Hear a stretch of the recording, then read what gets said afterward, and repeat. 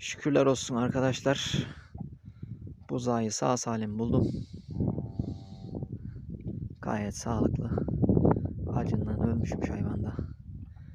Artık yavaş yavaş ümidini kesiyormuş.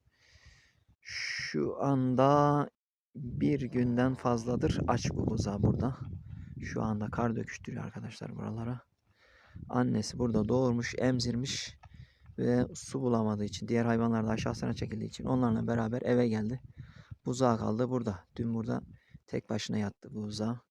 Çok soğuk bir hava vardı. Şükür boğazında biraz hırıltı falan var ama gayet sağlıklı duruyor hayvan. Erkek güzel bir buzağı arkadaşlar. Rabbim kimsenin helal kazancını zayi etmesin. Herkese helalinden versin, bolca versin. Kimse birbirini yemesin, kimse birbirinin kötülüğünü düşünmesin inşallah.